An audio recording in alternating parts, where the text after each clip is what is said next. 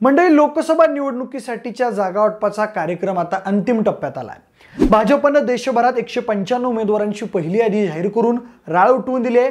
अशातच ज्या राज्यात प्रादेशिक पक्षासोबत युती आहे अशा ठिकाणी भाजपने अद्याप उमेदवार जाहीर केलेले नाहीत। महाराष्ट्राचे उपमुख्यमंत्री देवेंद्र फडणवीस यांनी ही माहिती पत्रकारांशी बोलताना दिली आहे। महाराष्ट्रात महायुती विरुद्ध महाविकास आघाडी ही लढत रंगतदार होण्याची शक्यता असल्यानंच दोन्ही बाजूंनी सावध पावलं उचलली जात असल्याचं चित्र आहे। अशातच आता कोल्हापूरमधून शाहू छत्रपती हे महाविकास आघाडीचे अधिकृत उमेदवार असतील अशा बातम्या समाज माध्यमांवर झळकल्या आणि महाविकास आघाडीने पहिल्याच चेंडूत सिक्सर मारल्याची भावना नेटकऱ्यांमध्ये दिसून आली। मात्र अशातच दुसऱ्या दिवशी सकाळीच वर्तमानपत्रात सातारा लोकसभेसाठी श्रीनिवास पाटील आणि सारंग पाटलांच्या नावाला मतदारसंघातल्याच दोन नेत्यांचा विरोध असल्याच्या आशयाच्या बातम्या आल्या। पण मग एकूणच राष्ट्रवादीचा बालेकिल्ला असलेल्या सातारा लोकसभा मतदारसंघात श्रीनिवास पाटील यांच्या उमेदवारीला विरोध करणारे हे नेते नेमके आहेत तरी कोण? त्यांचा श्रीनिवास पाटील यांच्या उमेदवारीसाठी नेमका विरोध काय? साताऱ्यातील महाविकास आघाडी आतून फुटली का? हेच आपण आजच्या व्हिडिओच्या माध्यमातून जाणून घेणार आहोत। नमस्कार, मी प्रथमेश आणि तुम्हाला तर माहिती आहे आपला विषयच भारी। मंडळी, साताऱ्यात सध्या शरद पवार गटाचे श्रीनिवास पाटील हे खासदार आहेत आणि आगामी निवडणुकीत सुद्धा महाविकास आघाडीमध्ये त्यांच्या व्यतिरिक्त दुसरा कोणी व्यक्ती इथून उमेदवारीसाठी स्ट्रॉंग दिसत नाही। त्याचं कारण म्हणजे श्रीनिवास पाटील यांचा प्रशासकीय आणि राजकीय कामाचा अनुभव। आता खरं तर श्रीनिवास पाटील प्रत्यक्ष राजकारणात उतरतील अशी शक्यता नव्हती, पण 2019 साली उदयनराजे भोसले यांच्या विरोधात निवडणूक लढण्यासाठी कुठलाच उमेदवार तयार होत नसताना श्रीनिवास पाटील हे शरद पवारांच्या एका शब्दावर निवडणुकीच्या रणांगणात उतरण्यासाठी सज्ज झाले। त्यावेळेस श्रीनिवास पाटलांनी आपल्या मिश्किल आणि अभ्यासू शैलीचा प्रत्यय देत गावोगावी सभा घेतल्या। लोकसंपर्क वाढवण्यासाठी त्यावेळी त्यांनी अख्खा मतदारसंघ पिंजून काढला। सरतेशेवटी मान छत्रपतींच्या गादीला पण मत राष्ट्रवादीला असं म्हणत श्रीनिवास पाटलांनी लोकांना भावनिक साथ घातली आणि पावसातल्या सभेत शरद पवारांसोबत विजयाची पायाभरणी केली। त्यावेळेसची लोकसभा पोटनिवडणूक श्रीनिवास पाटलांनी जिंकली। संपूर्ण देशात या पोटनिवडणुकीची चर्चा झाली। शरद पवार आणि श्रीनिवास पाटलांचा पावसातील सभेचा फोटो तुफान व्हायरलही झाला। या यशाचं श्रेय जितकं शरद पवार आणि राष्ट्रवादी पक्षाचं होतं तितकंच ते श्रीनिवास पाटील यांचंही होतं असं आज देखील जिल्ह्यातले मतदार बोलत असतात। कारण त्याच वेळी झालेल्या विधानसभा निवडणुकीत राष्ट्रवादीचा बालेकिल्ला समजल्या जाणाऱ्या सातारा जिल्ह्यात पाटण, मान, खटाव, कोरेगाव आणि सातारा या 4 मतदारसंघात राष्ट्रवादीचे उमेदवार पडले होते। यातील मानचा भाग माढा लोकसभा मतदारसंघात येतो तर उर्वरित 3 सातारा लोकसभेमध्ये येतात। त्यावेळेस कोरेगावमध्ये श्रीनिवास पाटलांना 6000चं मताधिक्य मिळालं तर सातारा विधानसभा क्षेत्रात मात्र उदयनराजेंची चलती असल्यानं तिथं त्यांना मताधिक्य मिळालं। पाटण भागातून 27000चं लीड श्रीनिवास पाटलांना मिळालं। याचा अर्थ असा की श्रीनिवास पाटील यांच्या नावाचं वजन पाटण आणि कोरेगाव भागात चाललं। अगदी विधानसभा उमेदवारांपेक्षाही जास्त चाललं असं म्हटलं तरी वावगं ठरणार नाही। पण आता नुकत्याच आलेल्या बातम्यांनुसार सातारचे लोकप्रिय खासदार म्हणून ओळख मिळवणारे श्रीनिवास पाटील आता त्यांच्याच कराड पाटणमधील स्वकीयांना अप्रिय वाटू लागलेत असं समजत आहे। कारण खासदार श्रीनिवास पाटील किंवा सारंग पाटील यांच्या उमेदवारीला कराड उत्तरचे आमदार बाळासाहेब पाटील आणि पाटण विधानसभा मतदारसंघाचे माजी आमदार विक्रमसिंह पाटणकर यांच्याकडून विरोध होत असल्याची चर्चा सध्या जोरात सुरू आहे। एवढंच नाही तर या नेत्यांनी आपली भूमिका शरद पवारांच्या समोर देखील मांडल्याचंही बोललं जात आहे। त्यामुळे कराड पाटण तालुक्यातील राष्ट्रवादीत काहीशी अस्वस्थताही दिसत आहे।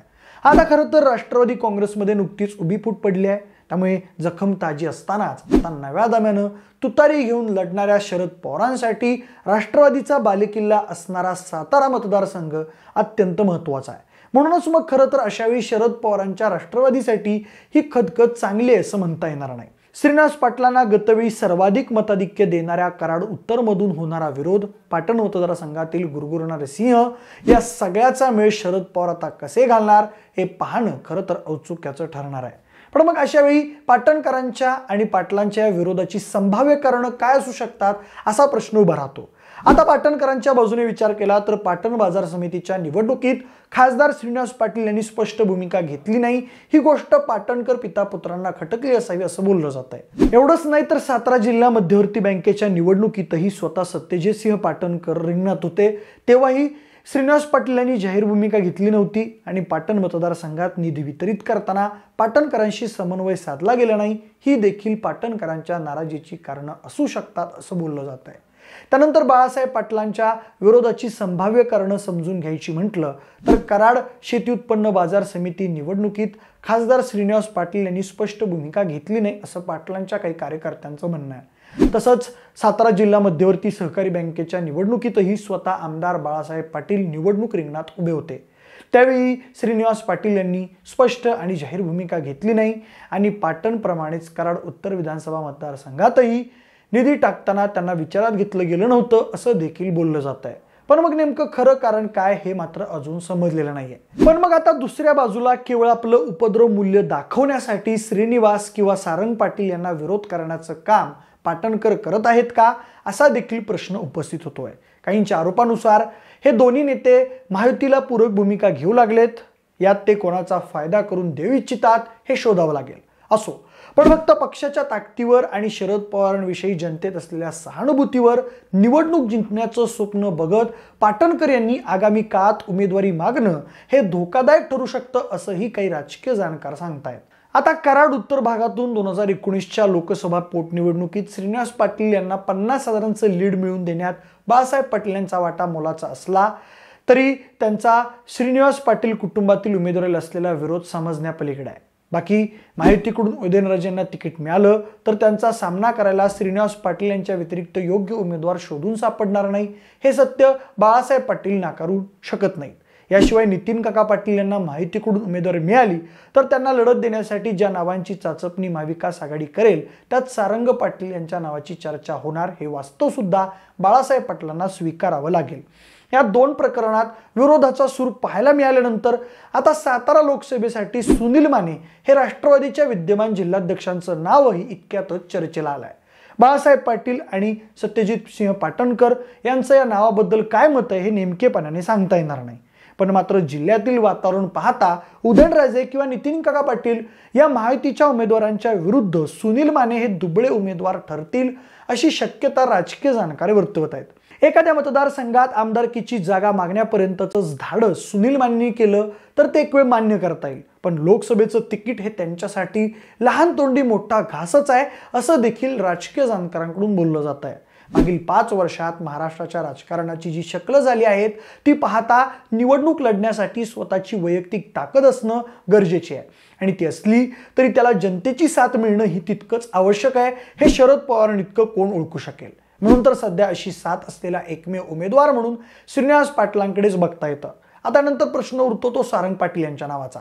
तर बघा, श्रीनिवास पाटील यांच्या कार्यकाळात प्रत्यक्ष ग्राउंडवर राहून काम केल्यानं मतदारसंघाची जाण सारंग पाटलांना आहे आणि श्रीनिवास पाटील मतदारसंघात उपस्थित नसताना आणि असतानाही लोकांची कामं करण्यात सारंग पाटील यांनी महत्त्वाची भूमिका बजावली होती अशी मतदारसंघात चर्चा आहे असं बोललं जात आहे।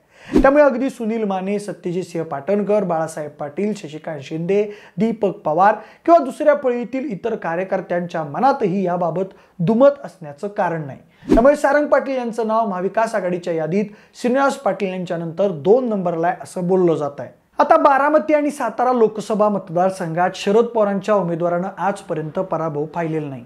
ही परंपरा खंडित करायची नसेल तर श्रीनिवास पाटील यांचा आणि गरज पडलीच तर पर्यायानं सारंग पाटील या नावाचा विचारही राष्ट्रवादी काँग्रेस पक्ष, शरदचंद्र पवार गट आणि एकूण महाविकास आघाडीला करावाच लागेल असं राजकीय जाणकार सांगतायत। त्यासाठी पक्षातील असंतुष्ट आणि अतृप्त लोकांना शांत करण्याचं काम शरद पवारांना करावं लागेल असं देखील बोललं जात आहे। पण तुम्हाला नेमकं काय वाटतंय? श्रीनिवास पाटील यांना त्यांच्याच मतदारसंघातल्या स्वकीयांकडून विरोध होतोय का? याचा त्यांना आगामी लोकसभा निवडणुकांमध्ये काही तोटा होईल का? श्रीनिवास पाटील यांच्यानंतर सारंग पाटील हे तुम्हाला सातारा लोकसभा मतदारसंघासाठी स्ट्रॉंग कॅन्डिडेट वाटतात का? तुमची मतं आम्हाला कमेंट बॉक्समध्ये नक्की कळवा। जर हा व्हिडिओ आवडला असेल तर लाईक आणि शेअर करा। सोबतच आपल्या विशेष बारी या YouTube चॅनलला देखील सबस्क्राईब करायला विसरू नका। धन्यवाद।